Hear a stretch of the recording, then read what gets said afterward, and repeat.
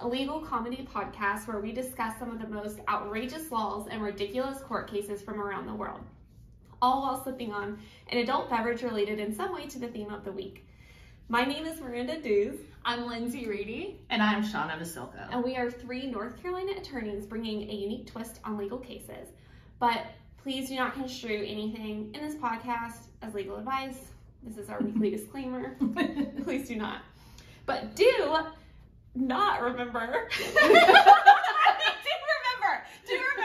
I was looking at this and it said, don't forget. And I was trying to say do remember. And then I said do not. Okay, so forget what I just said.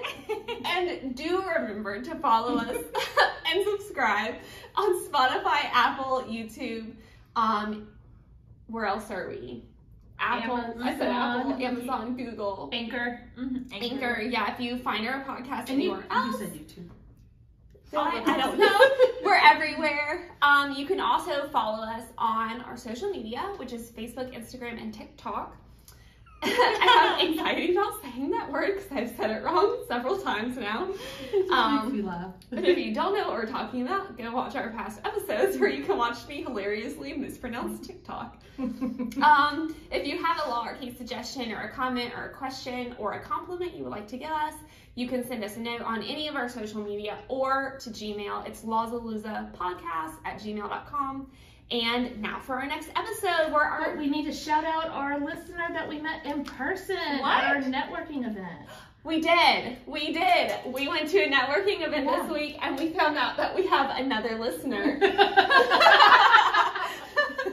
So, Rosa, thanks for listening. Who we went to school with and who listens to our podcast. Oh, wow. Thanks, Rosa. That's so nice. Yes.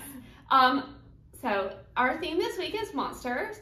Our first segment obviously is the alcoholic drink. Then we'll have the law and the case. So what will we hear about this week? So the law is, it was harder to find than I thought, but I'm going to call it the anti-Frankenstein law. Oh. Okay. Then I know what that's going to be about. Wow. But I also have some other little tidbits that I'm going to add in to just some information. Okay. Cool. And life rules. Oh no. Oh, it's going to be one of those episodes. Yeah. No, I'm going to be good, I promise. Okay. I've heard that before. Yeah. So our case today is actually a series of cases that happened in the 14 to 15 to the 1600s. Dang. They're called the werewolf trials. Oh, yes. Okay. They came well before the witch trials. Yes, hence our lovely tapestry in the background. If you're not watching on YouTube, you're missing out on this piece of work that came from Amazon. And will be featured at Jeff and I's Halloween party. Dual use. But anyways, yeah, to our drink. All right, very good. So this week's drink is called the Monster Smash. And it has, if you can see it, it's very lovely and bright green. So it has got 1.5 ounces of pineapple juice, 1.5 ounces of rum, 3/4 of an ounce of melon liqueur, and then 1/4 of an ounce of blue curacao. I said it right. I've been practicing saying that word. And it's supposed to have crushed ice in it, but thanks to the boys in our office, all of the ice in our freezer is actually made from hot dog water. So we are not going to have hot dog water ice in our drinks. Can you guess which boy? Not yours. Well, thank goodness for that. So they were hard at work yesterday filling all of our ice trays with hot dog water. But I have so many questions. Because that was the smash. It was supposed to be smashed ice.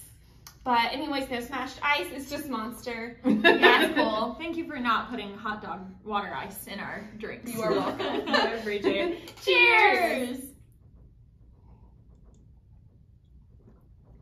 Oh, that's oh good. my goodness. I like it. Yeah, Okay. very fruity. Very good. fruity. This is my ideal drink. Really? Yes. Okay. It's very dangerous though, because I could just like It double just tastes like straight fruit juice. Yeah. I feel like I'm gonna start having you tell me what drinks to make, and I'll claim them as my own, because Miranda has been killing the drink game here lately. Yeah, this is really good. I like this a I feel lot. like I say that every week, but literally every time we do the drinks, it's good. Like the flavor is like the coconut rum and the melon and the pineapple like mixed really well. It's very good. Yeah, definitely like it. Even without the crushed ice. I think it's still a winner. Yeah, if you had put hot dog ice in my drink, that would have... Well, luckily, the boys were not sneaky about it, and I went into the kitchen as they were mid-prank and caught them red-handed, and then I guess they thought I would forget. Well, he who shall not be named, Jernigan, went into my office and said, well, just trick Lindsey.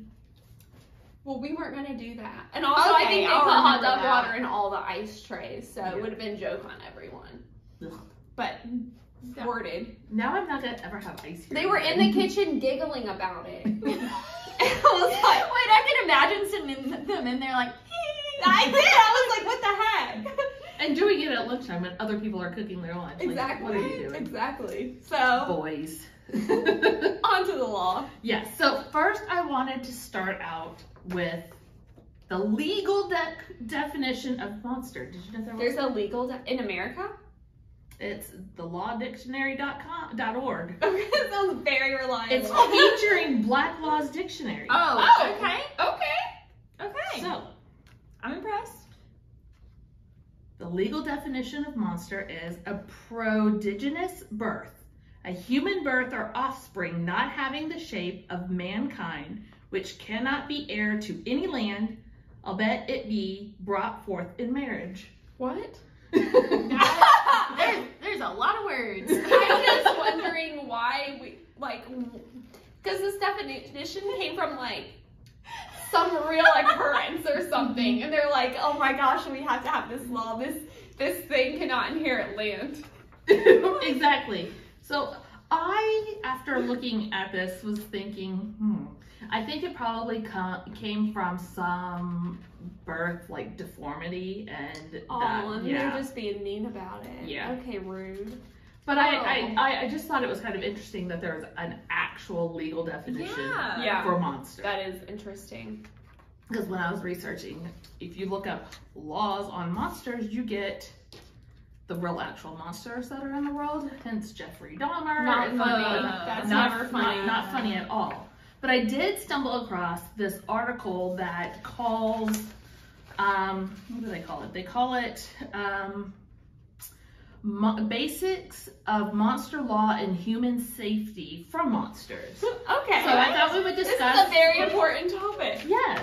So this is how you can remain protected. And then I have an actual real life law. But and this is how you can actually stay protected from monsters. And maybe it applies to the real monsters in the world. You tell me later.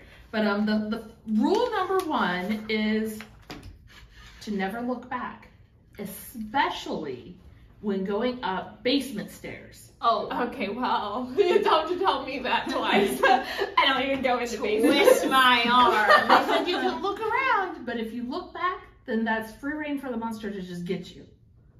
So if you see it and then you just go upstairs and don't turn around and look at it, it's not allowed to get you? Oh, it don't look at me. I can't get that make any sense.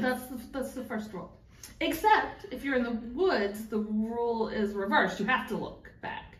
Well, yeah, because you have to see where it is. And you know how fast you need to run in relation to the other people you're with. Rule number 2. That reminds me of that. Okay, real quick.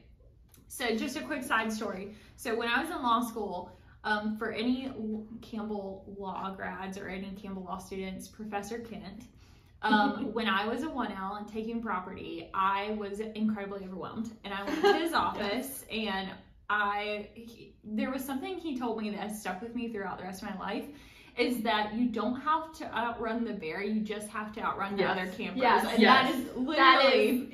So when choosing friends, choose people you think you could beat in a foot race. That is a wild... Yeah, Professor Kent just his face popped up in my head. Miranda. Okay, you had the physical fitness requirement in our job handbook. And then I took it out. Oh, you should put it back in so we know. Wait, what? Shawna wrote a handbook and it had a physical fitness test requirement in it. It was... It did! I may have ripped it off from somewhere else. That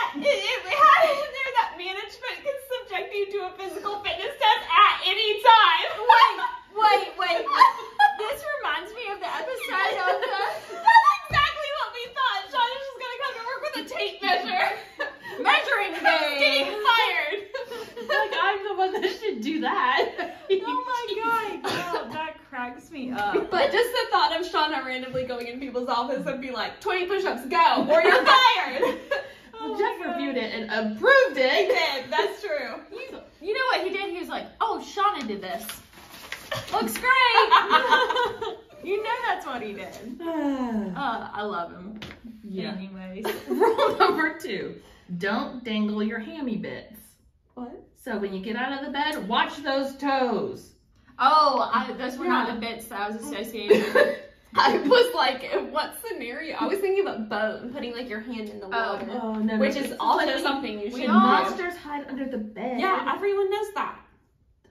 So don't be dangling your toes over. Yeah, that makes sense. Because they like to eat them. Yeah. So how do you just like full-fledged jump out of bed? Like, Yeah. Put a clear, Yes, it says you might find it. starting my day with like a 6-foot jump, like.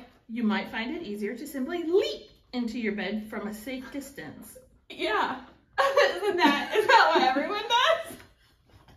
Well, you might If you're know. being serious or if you're kidding. I don't know. With your fear of aliens and everything that's not a bird. Rule 3, shut the door, especially those closets. Oh yes, preach. Oh, I leave my closet door open. And that's because if I What? close it, because if I close it, it's a walk-in closet. My cat, she hates seeing closed doors. And like, even though it's just a closet and she knows there's nothing in there. Well, Does like, she do that pop pop with her? yeah, Well, she'll do underneath. that. And then she'll get up and on the door. And so She's have just trying to get you attacked by a monster. we have to leave it open or else we will not sleep at night. Should I have a conversation with her? I mean, she's probably in cahoots with the Kitty needs monsters. to pull it together. She does. Like, She needs to get her life together. Rule 4, don't run. But you just said we have to run. And No, then I said when going upstairs, never look you said back. unless you're in the forest. If you're in the woods, I didn't say run, I just said look back. It why would you walk away from a monster calmly? Well, This doesn't make sense. don't run from a predator. It applies to cougars, bears, and monsters. Because But I feel like your gut instinct is to run. Right, if you see one in the wild, you just walk calmly away. But if you run, then it's gonna chase you. Yeah, nobody's walking calmly away from a monster. Well, that's the rule. Okay. Rule 5 regarding lights. Keep them on. Yeah, obviously everyone knows that. all the Because time. monsters Yeah. won't come out in the dark. Yeah, they only come out at night. Yes. That's why you get night lights. That is exactly why you have night lights. Yes. And those sensor activated ones, so if anything walks by, Oh, I poof, don't know. then they have to go away. I don't know about that though, because Sometimes I'd those be just come freaked on. out. Yeah. Yeah. Sometimes those just come on and there's nothing out there. And you're like, Well, oh. that was last episode or 2 ago. The Oh, yeah, ghosts. the ghosts. Oh yeah. Yeah.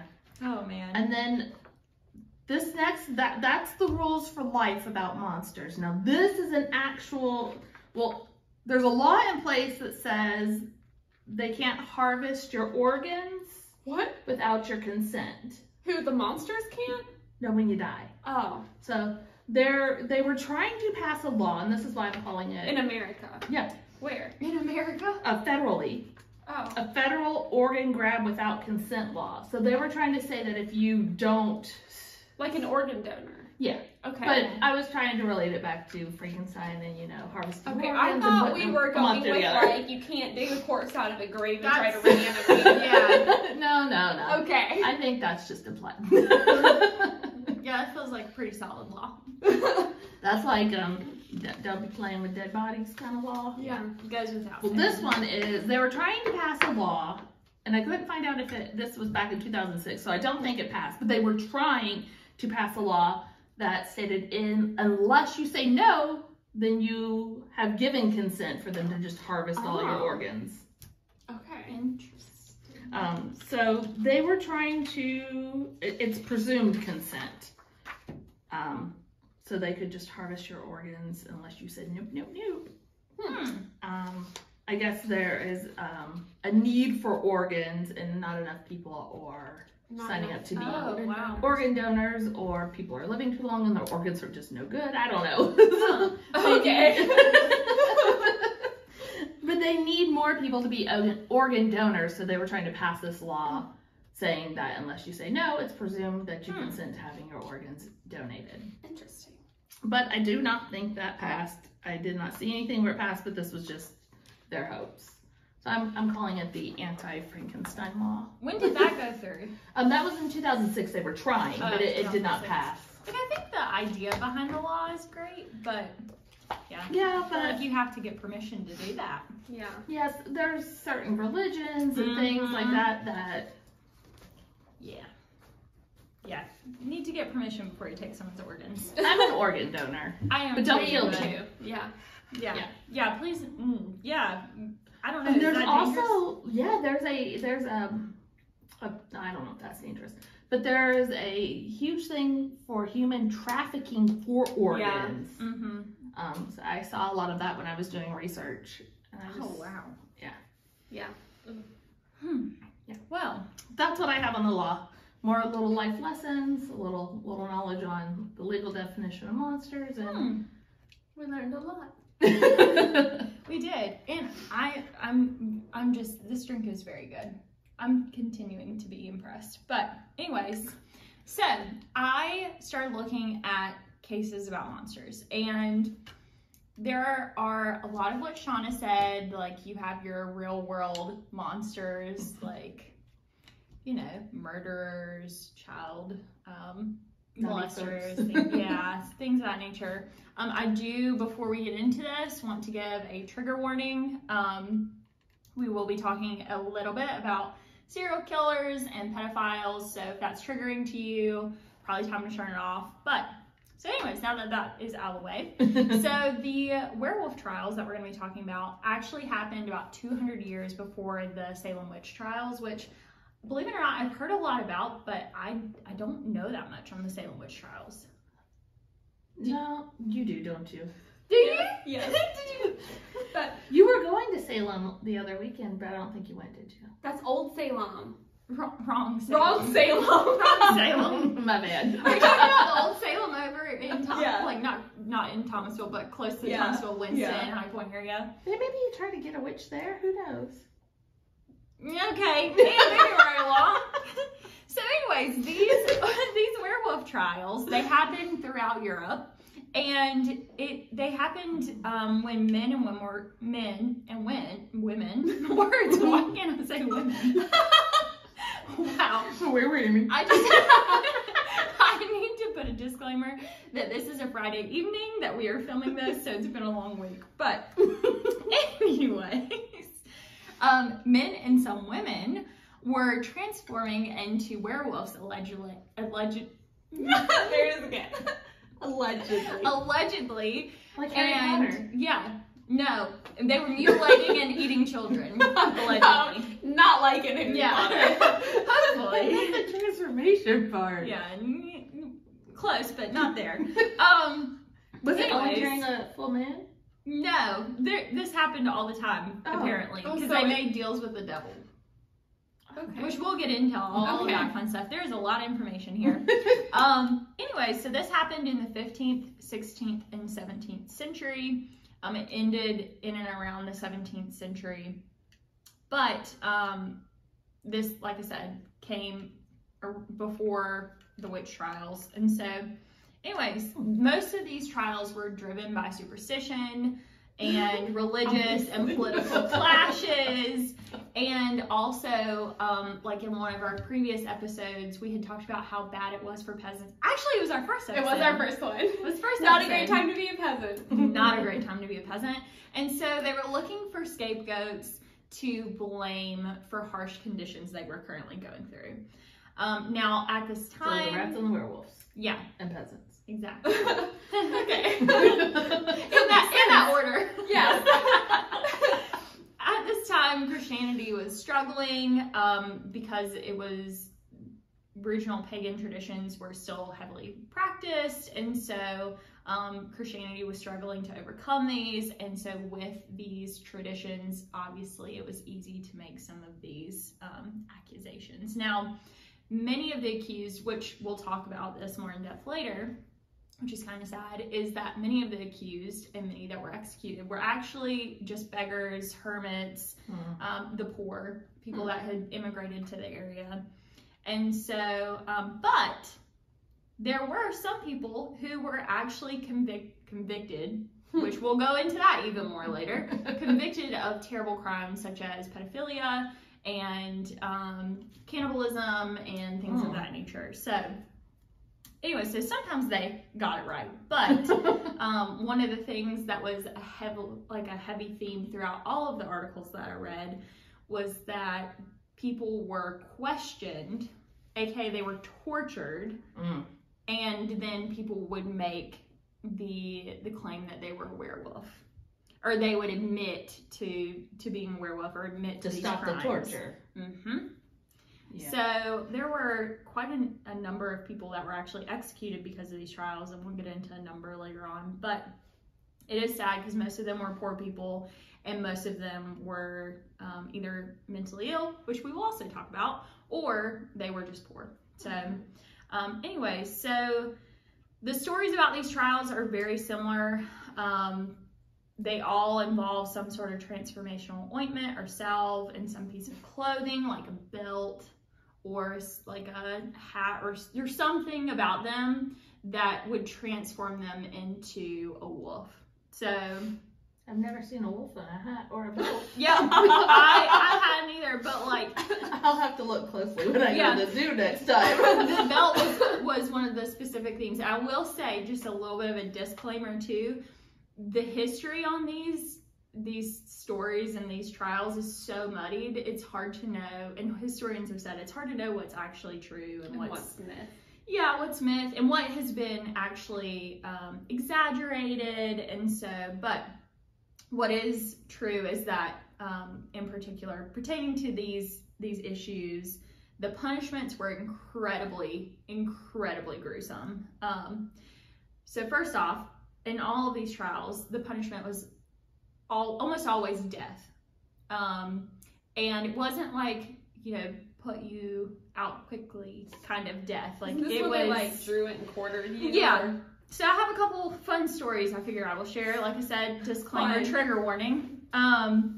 So one of the first trials involved a man named Peter Stump in Germany in 1589. I've heard of this one. Yeah. Executioners strapped him to a cartwheel and they removed his skin with hot pincers.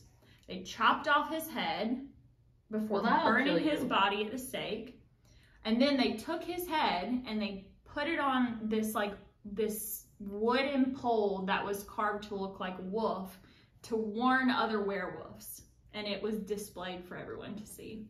That'd draw you some bugs. That's the first thing I think of. The bug problem.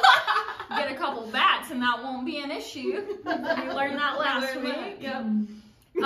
There's also another story. Some comedy. Making it's light. Yeah, this is not one of those things that are super light. It's just filled off skin. Yeah, it blew my mind though. But I can't imagine, like, you'd have to go into some kind of shock from the pain of your entire layer of skin being peeled off. Oh, you'd have to pass out. I can't imagine. I think there's a threshold of what your body can withstand, and then you pass out, or So then there was Giles Garner, and I don't know if I'm pronouncing his name right, but that's what we're going to call him.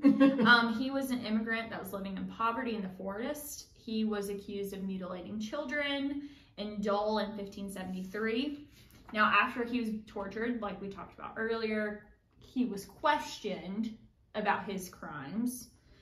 He confessed to killing 4 children and feeding their bodies to a family on a Friday. Now, this was obviously a big problem for the church, not only because he killed someone. Because you can't eat meat on Friday. Yep. So it wasn't just the fact that he killed people, and especially children. People to someone. Yeah, it's the fact that it was on a Friday. Did that crime actually occur? Like whether he did it or not? Were there children that had been murdered? There was crime. Okay. So the crime was true, and here's what. So the question is just whether or not he did it, but the crime actually happened. Yeah, and that is kind of the thread that happened with a lot of these crimes, was that they occurred. Something happened to them, and they're looking for scapegoats. to put this off on someone. And so did they actually prove that somebody fed the children? I don't know. Okay. But I don't think that's I'm not sure how that part came about. I don't know if they were able to prove that, but I do know like the murders and the rapes and things of that nature, all of that actually happened, but it was a matter of like how did things happen and who actually did them. So now with this particular case, apparently, so he was convicted, he was burned at the stake, and he was burned at the stake even though there was some doubts about whether he actually had done it, because some of the children that went missing lived 60 kilometers away. Now, 1 kilometer is about a half a mile. Yeah. So we're talking like 25 to 30 miles. And we're talking way back in the olden times where that was not a quick trip That's down not the a road. multi-day trip. Yeah. Well, if you're a werewolf, you just go real fast. Yeah. Like maybe that's how they. Maybe that's how they. Maybe that's how they did it. But anywho, so yeah, I mean, these were gruesome. Like, people were burned, people were tortured. It was a lot. Now, it was interesting to me because a lot of these trials were often overseen by inquisitors appointed by the Pope. Now, the first recorded incident was actually not the other guy that we talked to, Peter Stump. It was Pierre Bergot and Michael Vidun. They were 2 shepherds in 1521, and they confessed to making a pact with the devil in exchange for food. They were poor and they were hungry. So they said that they met with a man in black who gave them ointment that turned them into werewolves, and then they would attend midnight witch gatherings and they would hunt and eat children. But once again, they confessed after being questioned. I might have lied. Why children? Was the meat more tender? Maybe they were just missing children and that's what they're trying to find out about. So they're just putting the thought in their head that it was probably children. And not just everyday folks. Yeah. Probably. That would be my guess, at least. Now, both of these people were convicted and they were burned at the stake. Now, there was a third person as well who refused to confess and was like, I haven't done these things, and they still burned him at the stake too. So, guilt by association. Yeah. Okay. Yeah.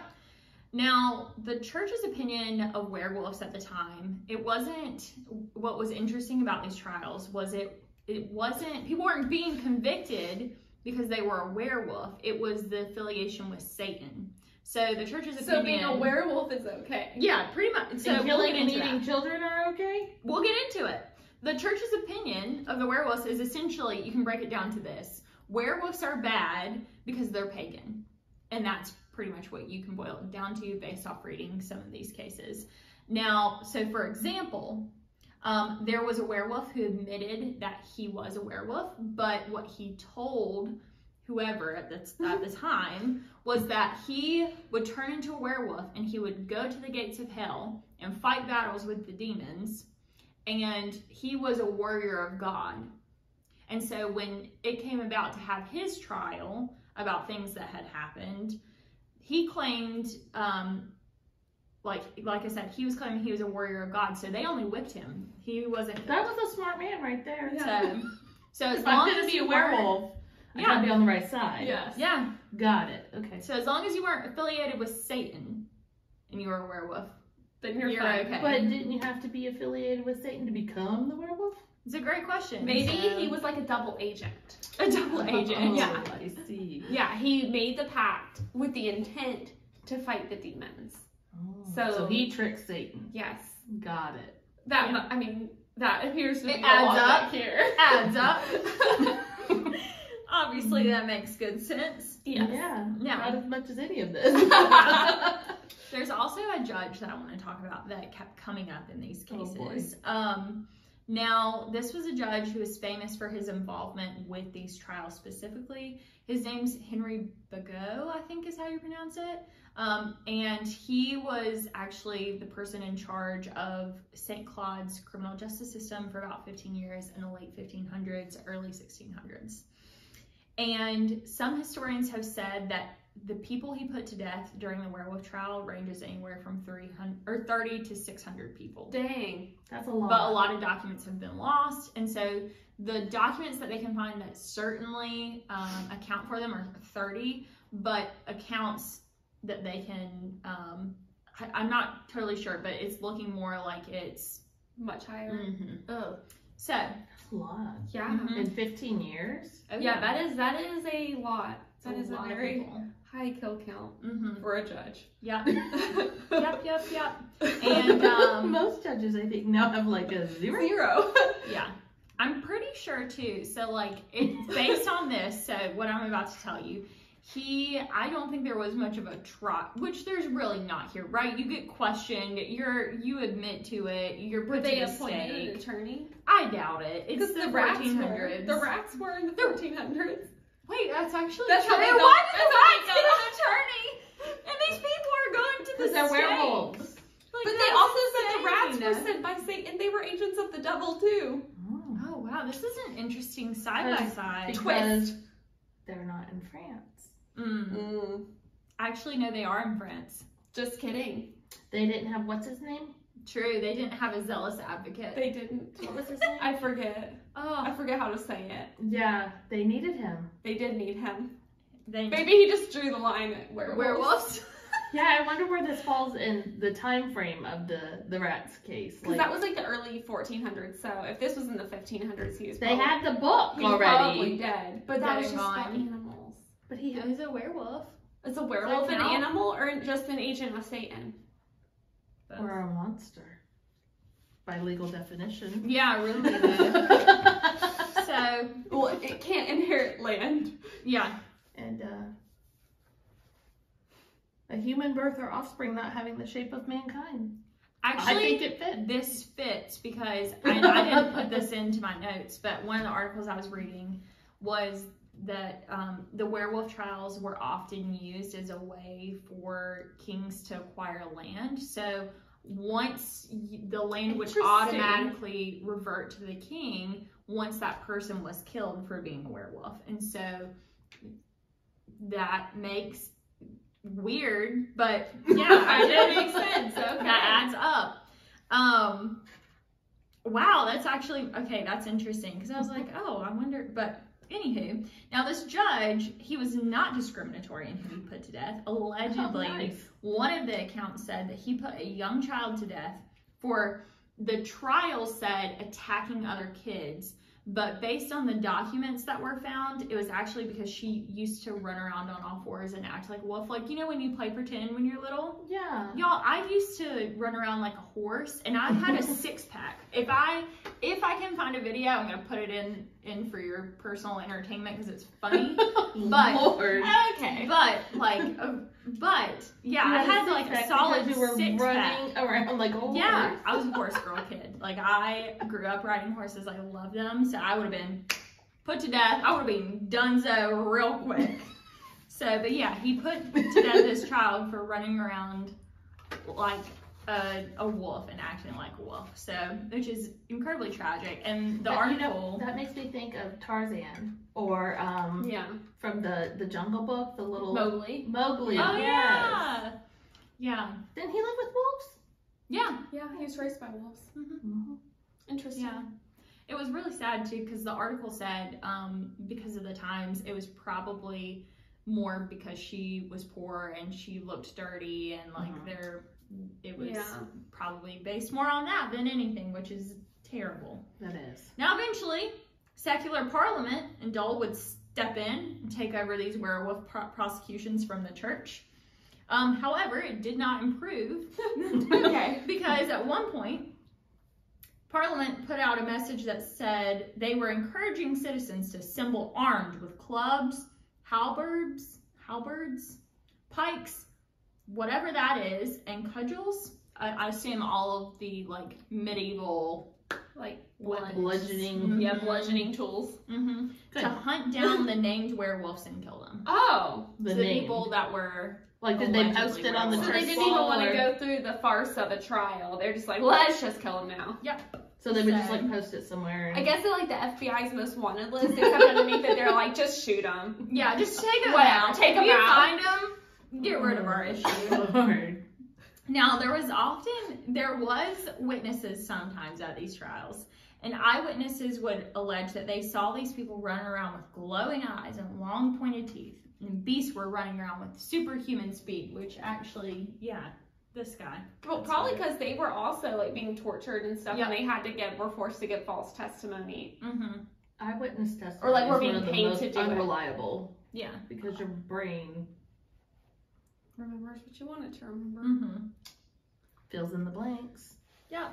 So, for the people that were not dubbed as werewolves, there would occasionally be a physician that would come in and testify.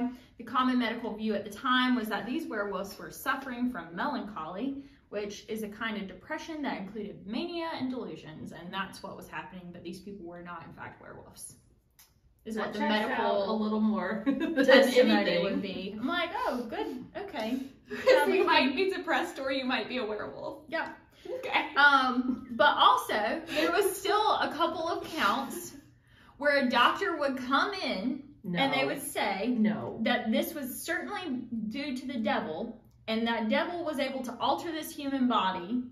And the whole point, one of the articles that I was reading said they couldn't disprove that it wasn't the devil. And so that's why they accepted that reason, because there was no way to disprove it. Did you call your dad and get his medical opinion on this? I would have to say I didn't need to. I would argue that basic biology in high school would tell you this is probably not. I would probably not like to hear his opinion on that. We should just call him and find out. Dad, if you're listening, please chime in, leave a comment below.